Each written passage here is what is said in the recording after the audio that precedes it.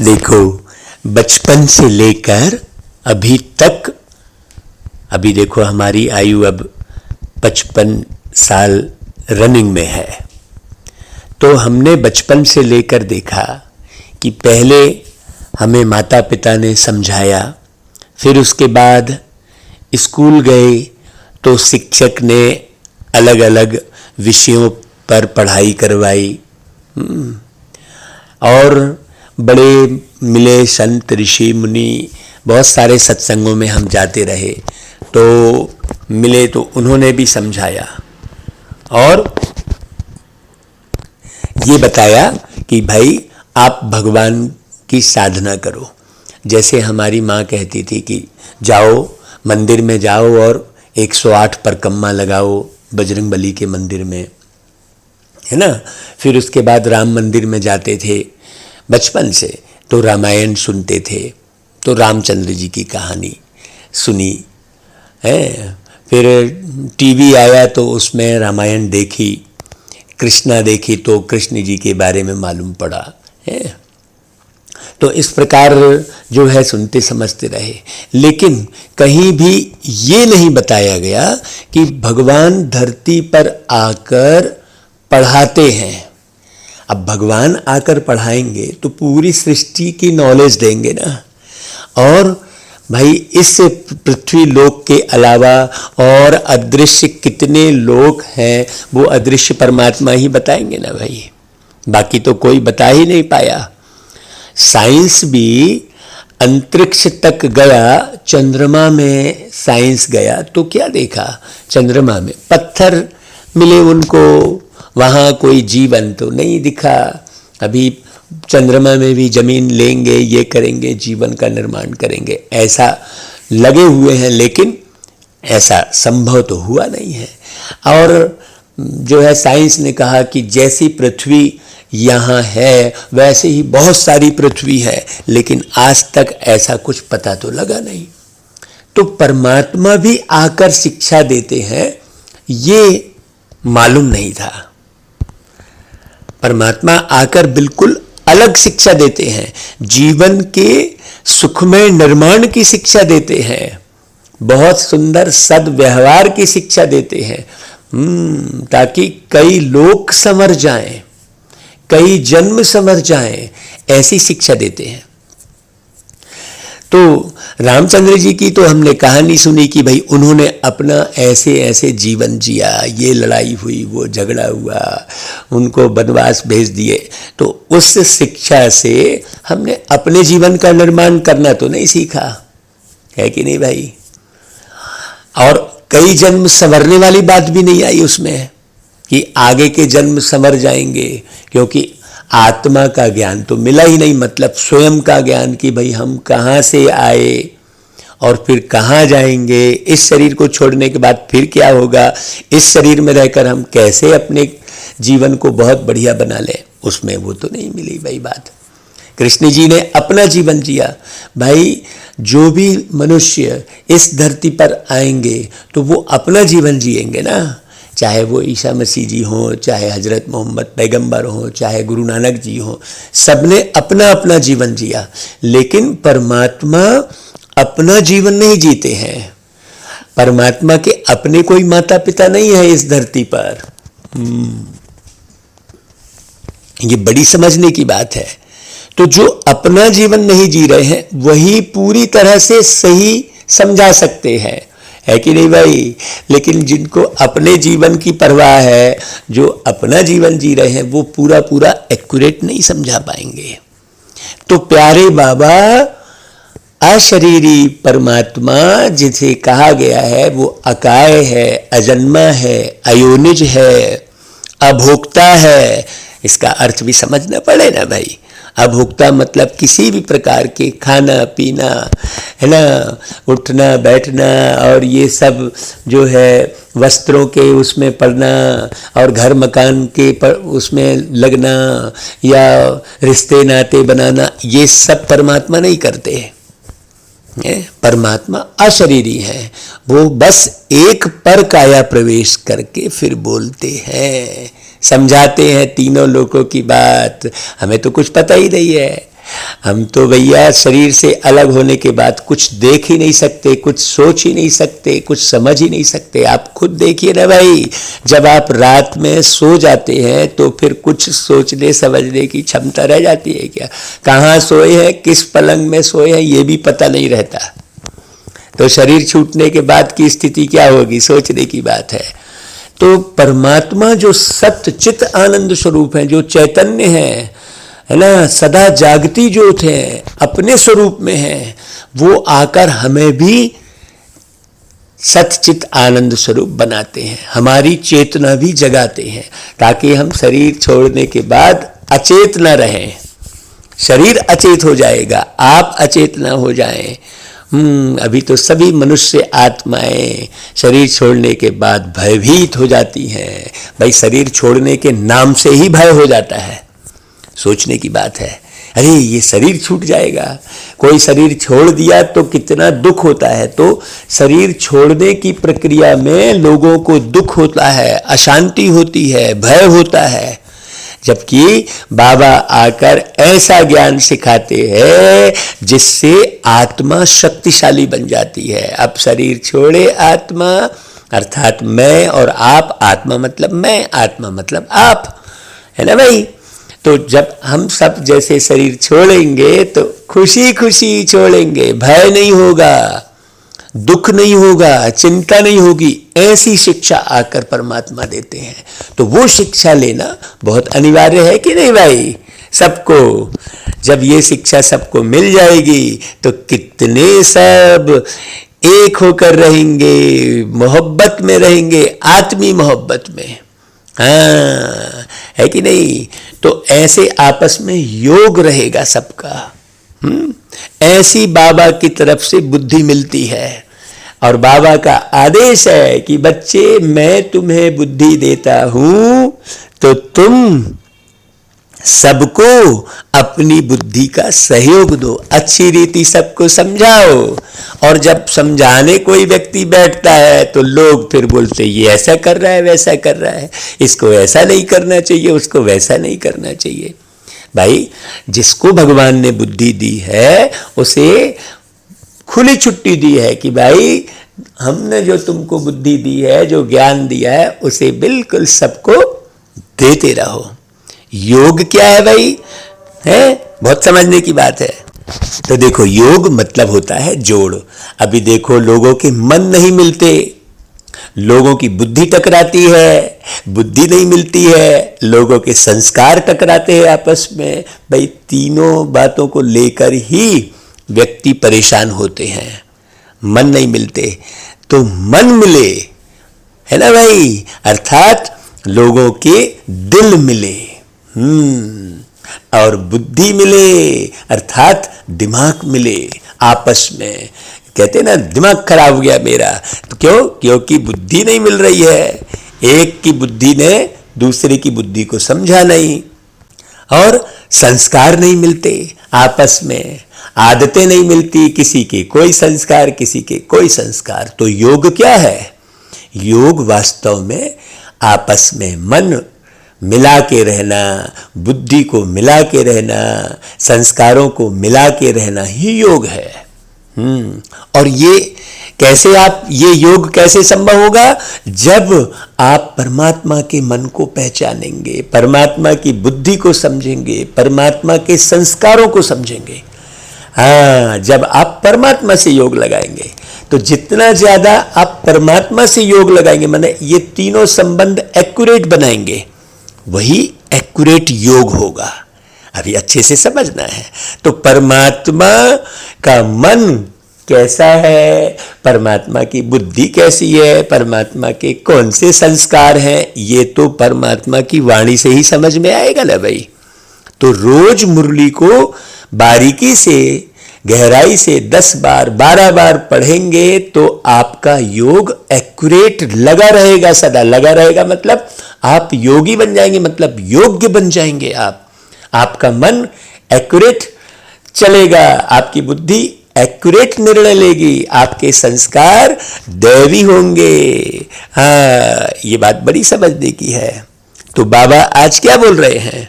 मीठे बच्चे बाप से तुम्हें सुमत मिली है। सु यानी अच्छा, मत यानी विचार, है ना। सुमत यानी बुद्धि भी, है ना भाई। अच्छे विचार मिले हैं, तो बाबा के जो अच्छे विचार मिले हैं तो तुम्हारी बुद्धि का ताला खुला है। अब भाई ये बुद्धि का ताला खुला कहलाया ना भाई, एक एक बात को स्पष्ट करना। तो ये बुद्धि का ताला खोला किसने?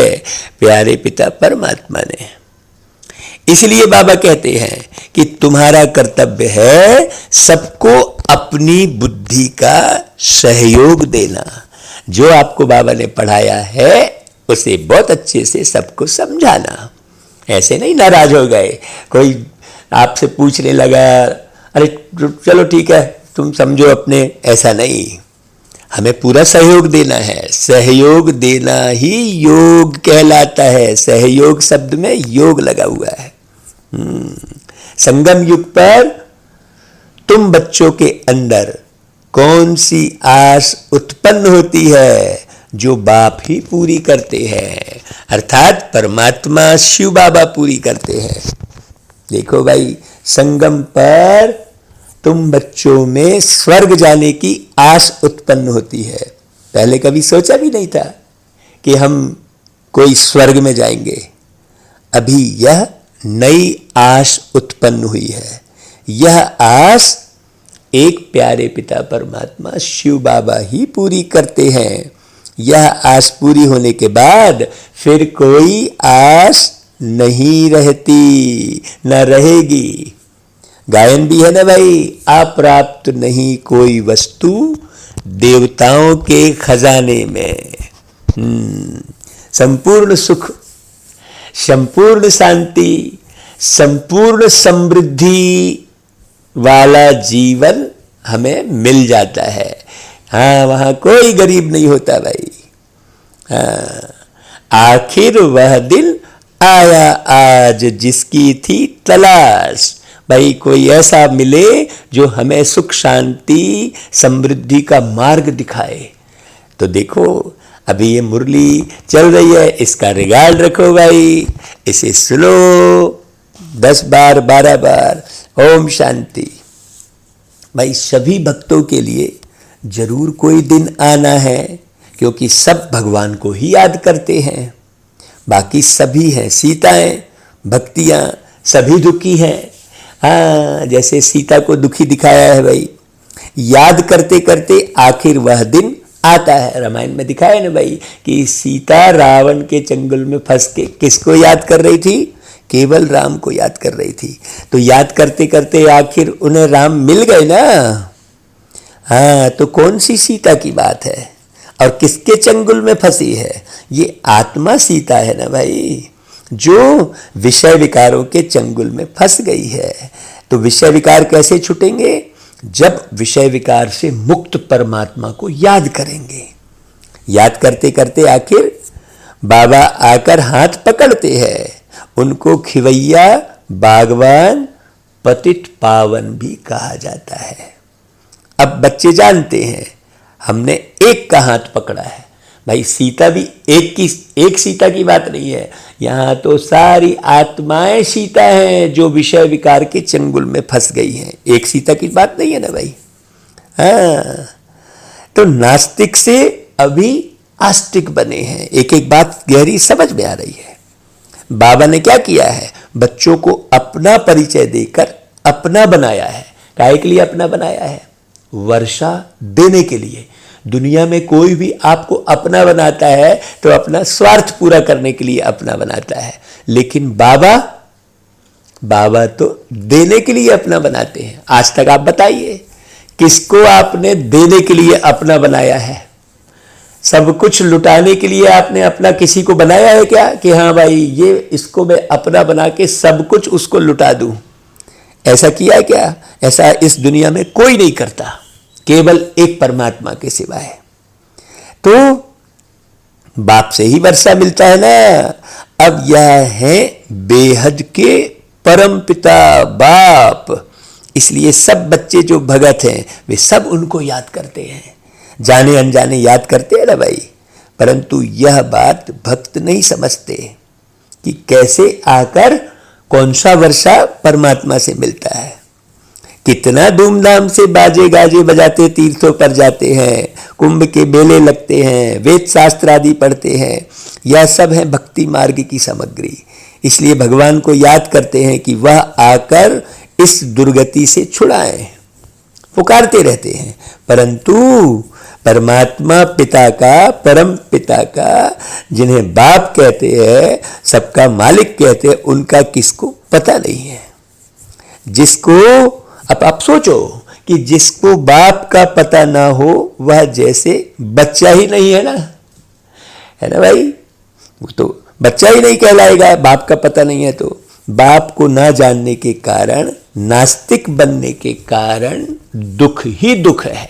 दुख का कारण सिर्फ एक ही है, परमात्मा को ना जानना। हेडेक इसीलिए है कि हेड का पता ना होना। बाप का बच्चा बनने से सदा सुख ही सुख है भाई। हम तो भाई सदा के लिए सुखी हो गए। अब इस शरीर में बैठकर भी सुखी है और इस शरीर से छोड़ने के बाद भी सुखी रहेंगे। है कि नहीं भाई? क्यों? क्योंकि परमात्मा बाप है स्वर्ग के रचयिता। वहां सभी तो नहीं चलेंगे भाई, लिमिटेड नंबर ही आएंगे बाप से वर्षा लेने के लिए, बाकी सब तो इधर उधर भागते रहेंगे। हाँ ठीक है, आप अपना रखो भाई अपनी बात, ऐसा बोलते हैं। आप अपना ज्ञान अपने पास रखो, कहीं ऐसा बोलते हैं तो वो कहाँ से वर्षा लेंगे। बाकी सब धर्म वाले मुक्ति का वर्षा लेने आते हैं। लेना सबको बाप से ही है। हाँ, क्योंकि शरीर तो छूटेगा ही भाई। ऐसा तो है ही नहीं कि कोई ये कहे कि मैं कभी नहीं मरूंगा, मैं कभी शरीर नहीं छोड़ूंगा, ऐसा तो नहीं है। शरीर छोड़ने के बाद जाओगे कहाँ भाई? क्योंकि देहांत होता है, जीवनांत नहीं होता। इस बात को अच्छे से समझ लो। बाप कहते हैं अभी मैं तुमको सहज से सहज बात समझाता हूं, बस अपने बाप को याद करो। और यह बाप ही समझाते हैं कि 5000 वर्ष पहले भी तुम मिले थे। हाँ, और हर 5000 वर्ष के बाद मिलते रहेंगे। सोचो, है भगवान से मिलने की घड़ी 5000 वर्ष के बाद आती है, ये कहीं भी नहीं लिखा है। सोचो, आपने तो बाकी सबकी जीवन कहानी सुनी, भगवान से मिलने की बात तो एक ही बार है भाई। तो अपने लिए तो जैसे पुरानी बात है, क्योंकि 5000 वर्ष पहले भी मिले थे। बाबा कहते हैं देखो, कल्प कल्प तुम राज्य गंवाते हो और फिर पाते हो। 84 जन्म तुम ही लेते हो। जो अच्छी रीति पढ़ रहे हैं, है ना भाई, समझो वो ही 84 जन्म लेते हैं। यह है बहुत जन्मों के अंत का जन्म।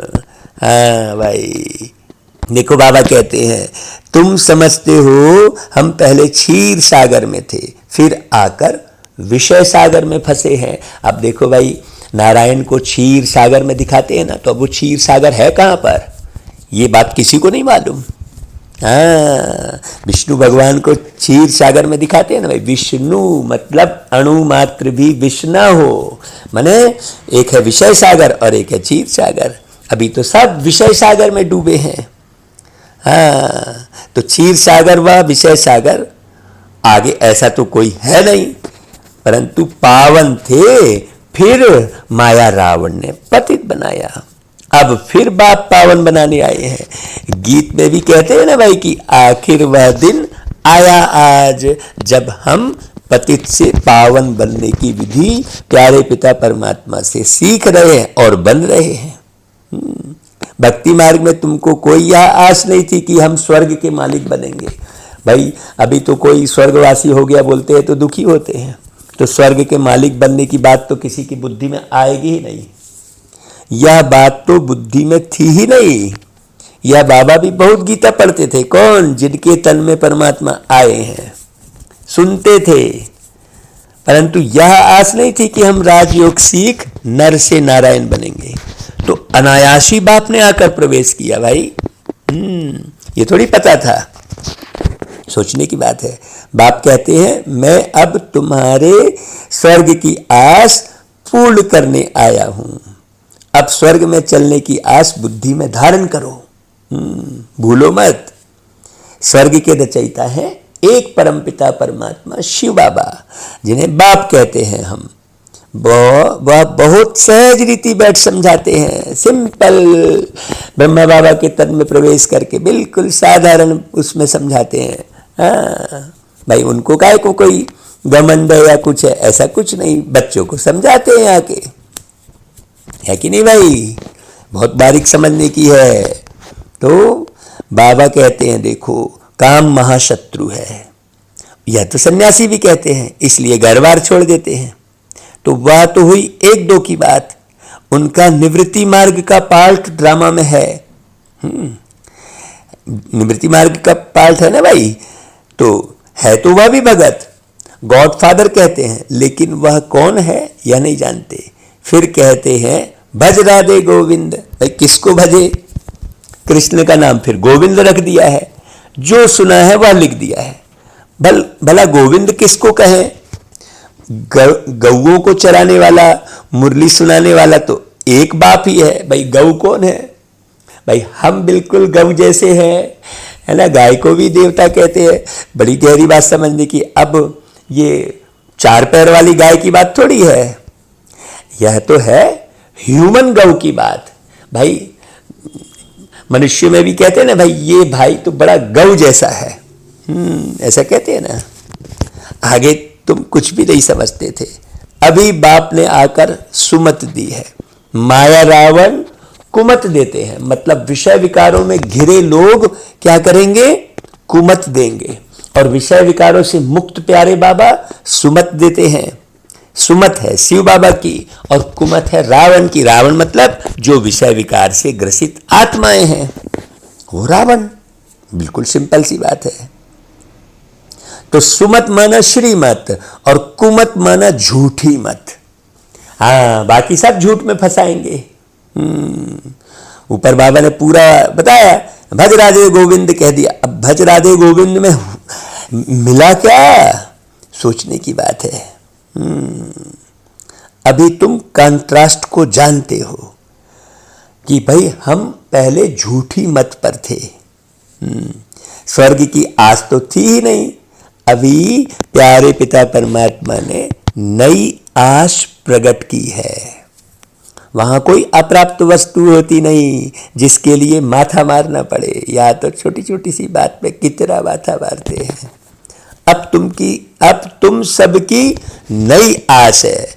भल पुरुषार्थ नंबरवार करते हो भाई। बाबा तो नंबर 1 मत देते हैं, लेकिन बच्चे पुरुषार्थ नंबरवार करते हैं। कहते हैं यह तो ऐसे हैं जो ब्रह्मा भी उतर आए तो भी उनकी मत नहीं लेंगे। हाँ, वो चौपाई में लिखा है ना कि मूरख हृदय न चेत, जो गुरु मिले विरंची सम। तो विरंची मतलब ब्रह्मा। ब्रह्मा के समान भी यदि गुरु मिल जाए तो मूरख के हृदय में चेतना नहीं आती। बाबा कहते हैं देखो ऐसा, यह पिछाड़ी की बात है। हाँ, तुम्हारी महिमा पिछाड़ी में गाई जाएगी। जब तुम संपूर्ण बन जाएंगे तब वह वाह वाह निकलेगी। अभी तो चढ़ते और गिरते रहते हैं, अभी अभी खुशी में नाचते हैं, अभी अभी मुर्दा बन पड़ते हैं। माया भिन्न भिन्न प्रकार से ठोकर मार देती है, कहाँ न कहाँ सूत मुंझा देती है। जो श्रीमत को छोड़ रावण की मत पर चल पड़ते हैं, फिर चिल्लाते रहते हैं बाबा ऐसा हो गया, हे भगवान रक्षा करो, ये करो, ऐसा कहते रहते हैं। अभी रावण की मत पर चलकर सारे विश्व में युद्ध चल रहा है कि नहीं चल रहा है, सोचने की बात है। बाबा कहते हैं कदम कदम पर सावधानी लेते रहो। रावण मतलब किसी एक व्यक्ति विशेष की बात नहीं है। हर एक व्यक्ति जो विषय विकार में बंधा फंसा है वो रावण कहलाएगा। समझना बहुत अच्छे से। तो बाबा बार बार सावधानी देते हैं, श्रीमत पर चलने में ही तुम्हारा कल्याण है। तुम्हारे अंदर प्यारे पिता परमात्मा शिव बाबा ने ही आश प्रकट की है ना कि श्रीमत पर चलने से यह लक्ष्मी नारायण जैसा बनेंगे, जैसे यह बनते हैं। माने यह कौन? जिनके तन में बाबा ने प्रवेश किया है वो आत्मा, यह बनते हैं। माने वो शरीर नहीं, हाँ, नहीं तो पता चला शरीर का ही श्रृंगार करते बैठे हैं।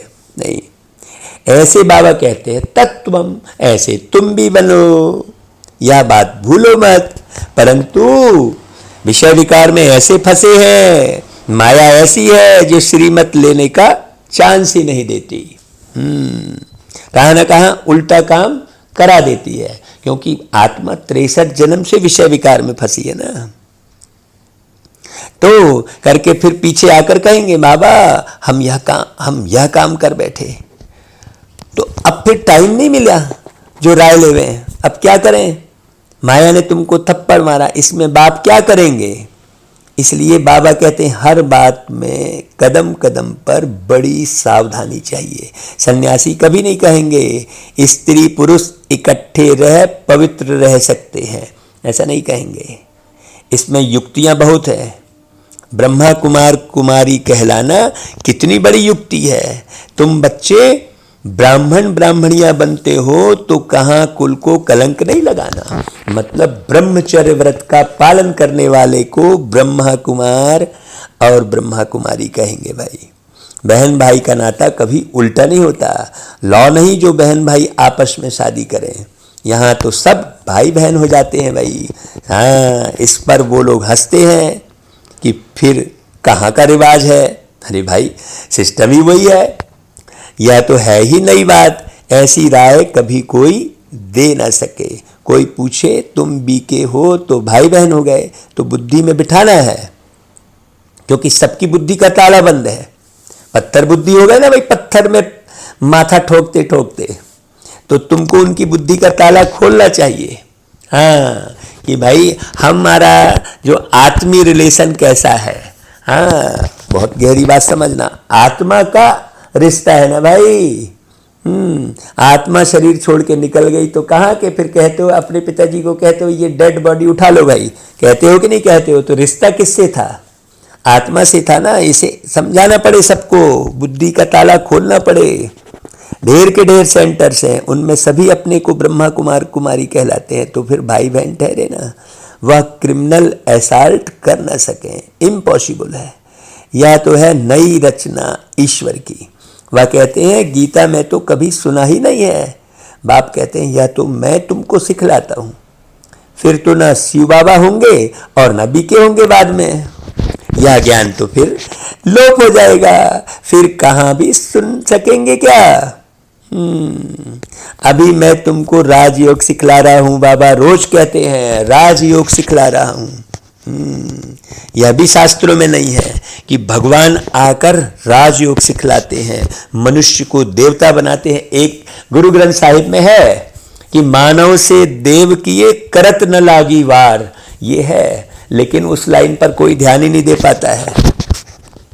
भाई बाबा कहते हैं देवताएं तो थे पावन दुनिया के मालिक और दैत्य हैं पतित दुनिया के। यहां पर एक भी देवता नहीं मिलेगा। इन्हों की फिर आपस में लड़ाई कैसे लग सकती है। भाई देवता अलग समय पर आए और दैत्य अलग समय पर है, तो लड़ाई कैसे होगी, सोचने की बात है। देवताओं और दैत्य में कभी लड़ाई हो ही नहीं सकती। भाई उन्होंने तो देवताओं और दैत्य में लड़ाई दिखा दी। दैत्य हैं पतित दुनिया के, सोचने की बात है। स्वर्ग से नरक में लड़ाई करेंगे क्या, सोचो। अच्छा भला असुरों और देवताओं की लड़ाई कैसे लगी, सोचने की बात है। बाबा कहते हैं जरूर संगम होना चाहिए, वह अपना लश्कर लेकर आकर लड़ाई करें, हिसाब ही नहीं बैठता। भाई आपस में मिले तब तो लड़ाई हो गई, आमने सामने हो। देखो जहां असुर है वहां देवता कोई है ही नहीं, और जहां देवताएं हैं वहां असुर नहीं है, तो फिर लड़ाई कैसे लग सकती है। कौरव पांडवों की लड़ाई भी लग न सके। जो श्रीमत पर चलते हैं वह कभी किसको लड़ाएंगे कैसे। लड़ाने वाले हैं मनुष्य। बाप लड़ने व जुआ खेलने की छुट्टी नहीं दे सकते भाई, सोचने की बात है। पांडव कोई मूर्ख थोड़े ही थे जो जुआ खेलेंगे वह आपस में लड़ेंगे, सोचने की बात है। बाबा ने समझाया है कि ये बाबा का रुद्र ज्ञान यज्ञ है। ये बाबा का रुद्र यज्ञ है, पावन बन कर आना जी। ये बाबा का ज्ञान यज्ञ है, ये बाबा का ज्ञान यज्ञ है, पावन बनकर आना जी। ये बाबा का ज्ञान यज्ञ है, पावन बनकर आना जी। ये बाबा का ज्ञान यज्ञ है, पावन बनकर आना जी। है ना भाई? देखो, तो ये बाबा का रुद्र ज्ञान यज्ञ है। हाँ, बाबा कहते हैं देखो अबलाओं पर अत्याचार बहुत होते हैं, विष के लिए कितना तंग करते हैं दुनिया में। कोई माता यदि ज्ञान में चल पड़ती है, पवित्र रहना चाहती है, तो उसके परिवार में उसके पति और बाकी सारी दुनिया में भी देखो कैसे विष के लिए लड़ाई करते हैं, विषय विकार में जाने के लिए। बोलो, भगवान कहते हैं काम महाशत्रु है, इस पर विजय पाने से तुम स्वर्ग में आ जाएंगे। ऐसे ऐसे समझाने से बहुत जीत भी पाते हैं, फिर उनको देवी कह पूजते हैं, मदद भी मिलती है। मनुष्य तो सुनकर डर जाते हैं कि स्त्री पुरुष इकट्ठे रहते पवित्र रहे, यह तो हो नहीं सकता। कहते हैं जरूर कुछ जादू है, ऐसे सत्संग में कभी नहीं जाना। देखो शुरू में बच्चियां भागी तो वह नाम हो गया है, भट्टी जो बनी तो जरूर भागे होंगे ना भाई। बांधेलियों को बहुत राय मिलती है, इसमें बहादुरी भी बहुत चाहिए। हाँ, गरीब तो समझेंगे कोई हर्जा नहीं है, इसके कारण हम स्वर्ग की राजाई क्यों गवावे, या घर से निकाल देंगे। अच्छा, हम जाकर बर्तन मांजेंगे भाई, झाड़ू लगाएंगे। बड़े घर वाले तो ऐसे छोड़ न सके। शुरू में तो बच्चियों का पार्ट था, गरीबों के लिए बहुत सहज है। हाँ, बाबा कहते हैं बाबा के पास आएंगे तो पहले झाड़ू आदि लगाना सब करना पड़ेगा। माया के तूफान भी जोर से आएंगे, बच्चे याद पड़ेंगे, इसलिए खबरदारी चाहिए। बाबा कहते हैं पहले नष्टो मोहा बनो, तब है बात। शिव बाबा को मत देनी पड़ती है। ज्ञान मिला है, कपड़ा कैसा भी पहनो, हर्जा नहीं है। बाप तुम्हें नैनों पर बिठाकर स्वर्ग में ले चलते हैं। साजन पिछाड़ी सजनी जाती है तो मटकी में ज्योति जगाते हैं ना। बाप आते ही हैं सबको गुलगुल बनाकर ले जाने। ये मटकी की तरह ये जो है सर है ना भाई, यहाँ भ्रुकुटी में बैठ आत्मा को जगाओ। आत्मा में जो तुम बैठे हो, कहाँ बैठे हो भाई तुम? ये भ्रुकुटी के बीच तुम आत्मा बैठे हो, आत्मा को ख्याल करो। बाबा कहते हैं कि भाई मैं ही आता हूं सबको गुलगुल बना कर ले जाने। तो प्योर तो सभी बनेंगे, लेकिन ज्ञान जो समझेंगे, ज्ञान की कमाई करेंगे, वो सतयुग के राजा रानी बनेंगे भाई। बापों का बोझा सिर पर है तो हिसाब किताब अंत में चुकतू कर जाना ही है। अभी सारे विश्व का हिसाब किताब सामने आ रहा है, तो एक देश दूसरे देश से लड़ रहा है, क्योंकि पूरी दुनिया का हिसाब किताब सामने आ रहा है। इसलिए तुम याद में रहने की इतनी मेहनत करते हो, जो नहीं करते वह ऐसे ही थोड़ी ही मुक्ति में जाएंगे भाई। कयामत के समय खूब सजा खाकर फिर मुक्ति धाम में चले जाएंगे भाई। कोई सजा खाकर जाएगा, हाँ, कोई भोग ना भोग के जाएगा, कोई रोग में जाएगा और कोई योग में जाएगा। सबसे सरल क्या है? योग। योग यानी आत्मा का परमात्मा से संबंध। तो आत्मा का तो स्वधर्म है साइलेंस। हाँ, तो शांति में बैठकर अशरीरी हो हम बैठते हैं। इन कर्मेंद्रियों से काम नहीं लेते हैं, चुप हो बैठ जाते हैं। परंतु कब तक भाई, कब तक चुप होके बैठोगे? सोचने की बात है, ये बहुत गहरी समझने की बात है। इसमें किसी भी प्रकार की आह चाह है ना रहे भाई। आखिर कर्म तो करना ही है ना। साधु संत आदि कोई को भी यह पता नहीं है कि आत्मा का स्वधर्म ही साइलेंस है। सन्यासी लोग शांति को ढूंढने जाते हैं भाई। वो रानी का हार की एक कहानी है ना भाई, गले में ही हार पड़ा है, लेकिन इतनी मतवाली है वो का जो है कार्यक्रम में इसमें कि वो भूल गई। वो बोले अरे मेरा हार कहाँ गया, उसकी हार तो गले में ही पड़ा था। ऐसे ही शांति तो तुम्हारे पास है ही, बाबा कहते हैं शांति तो तुम्हारे गले का हार है, फिर ढूंढते कहाँ हो, फिर हम जंगल में क्यों जाएं, हम कर्म योगी हैं। बाबा कहते हैं बस मुझे याद करो तो विकर्म विनाश होंगे। वास्तव में अशांति कहाँ से शुरू हो रही है? विकर्म करने से। सुकर्म करने से अशांति नहीं आएगी, तो कर्म के साथ जुड़ी हुई है शांति और अशांति। बहुत गहरी बात समझना। बाकी तो आत्मा तो शांत है ही अपने स्वरूप में। तो बाबा को याद करेंगे, बाबा के गुणों को जानेंगे, बाबा के कर्तव्य को समझेंगे, और जैसे बाबा कर्तव्य कर रहे हैं वैसा खुद करेंगे। जैसे बाबा में गुण है वैसा गुणवान बनेंगे। जैसे बाबा में बुद्धि है वैसी अपनी बुद्धि बनाएंगे। जैसे बाबा का मन है वैसा अपना मन बनाएंगे। जैसे बाबा के संस्कार है वैसे आप संस्कार बनाएंगे। तो फिर विकर्म होंगे ही नहीं भाई। फिर स्वर्ग को याद करो। 63 जन्म भक्ति की घमसान ने हैरान कर दिया। अभी तुमको सब हंगामों से बाबा ने छुड़ा दिया है। बिल्कुल, क्या बाबा ने बना दिया है भाई। बाबा के डायरेक्शन मिलते हैं कि अब अशरीरी बनो, क्योंकि तुमको मेरे पास आना है। फिर बाबा कहते हैं मैं तुमको स्वर्ग में भेज दूंगा। इसमें हंगामे की कोई बात ही नहीं है। भक्ति मार्ग में तुमने धक्के खाए सो तो फिर भी खाने पड़ेंगे। सबको पुनर्जन्म लेते लेते तमो प्रधान तो बनना ही है, कोई छूट नहीं सकता। क्योंकि ये ड्रामा ही ऐसा है भाई। कोई भी वस्तु भी नई बनती है फिर पुरानी हो जाती है। हर एक चीज़ ऐसा ही होता है। हर एक चीज़ बिगड़ती है, चाहे वो खाने पीने की सामग्री हो, चाहे उपयोग करने की सामग्री हो, हर एक चीज़ बिगड़ती है। तो ऐसे ही आत्मा भी जन्म ले लेकर बिगड़ती ही है, लेकिन उसको बनाने वाले एक बाबा हैं जो अभी बना रहे हैं। तो अभी का समय बहुत मूल्यवान है, इसे समझो अच्छे से।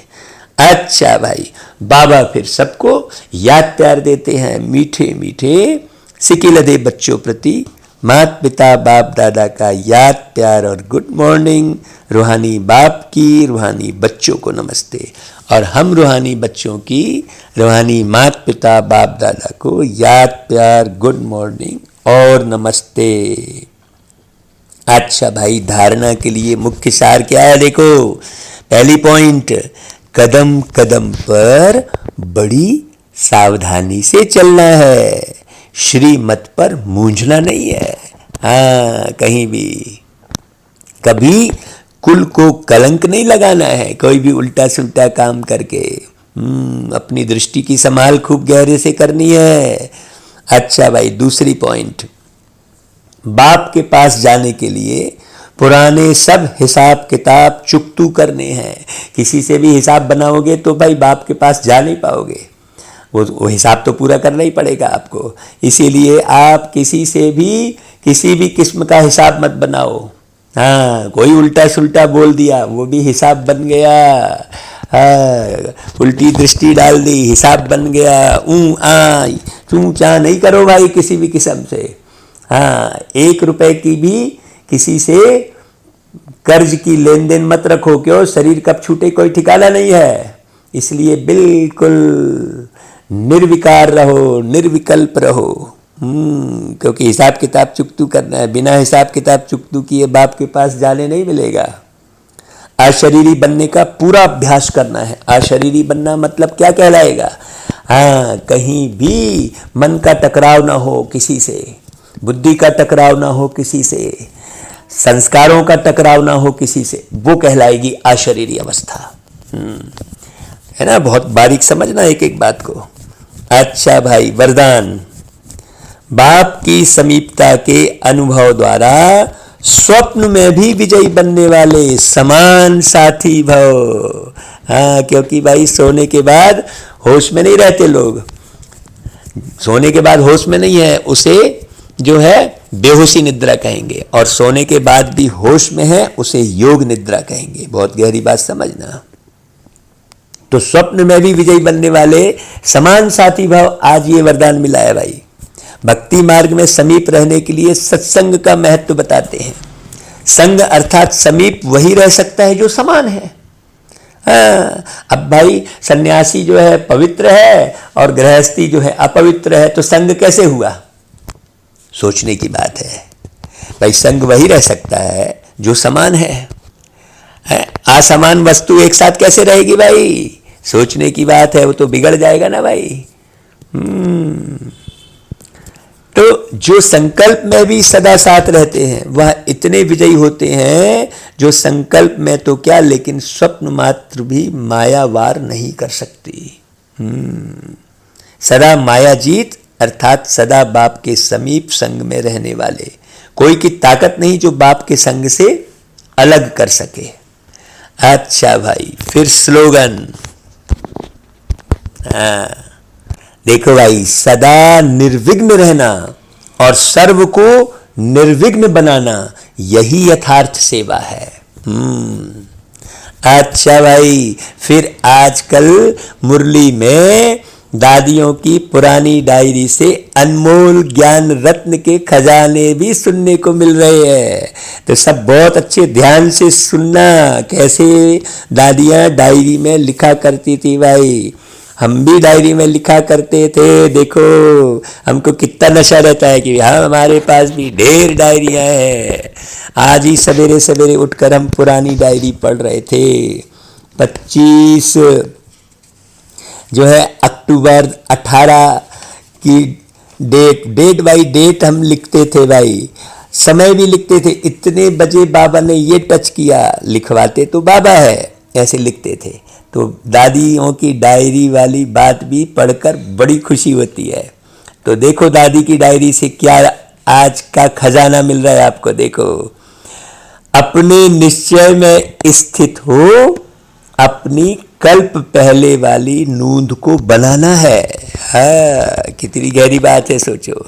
कल्प पहले जो बनाया था वही तो बनाना है, इतना निश्चय हो। ऐसे नहीं कि नूंद अनुसार निश्चय करना है। ऐसे भी नहीं है या ड्रामा में होगा तो पुरुषार्थ कर लेंगे, किया होगा पहले भी तो कर लेंगे। नहीं, कई समझते हैं कि यह ज्ञान तो मेरे भाग्य में ही नहीं है, ऐसा नूंदा हुआ है। लेकिन नहीं, यह निश्चय अवश्य रखना है कि मेरे भाग्य में नूंद है। पुरुषार्थ करके अपनी प्रारब्ध बनानी है, क्योंकि विराट फिल्म अनुसार बनी हुई तो है, लेकिन पुरुषार्थ से इस बनी को बनाना है।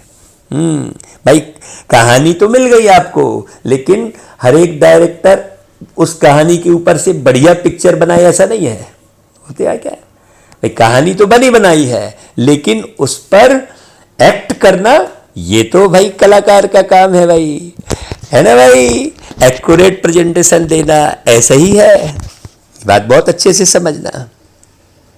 तो बनी हुई सिद्ध ही तब होगी जब बनी को मालिक बन बनावे। बनी हुई को आगे से ही समझ खड़ा नहीं हो जाना चाहिए, हाँ भाई चलो ठीक है, जो हो गया सो हो गया, ऐसा नहीं।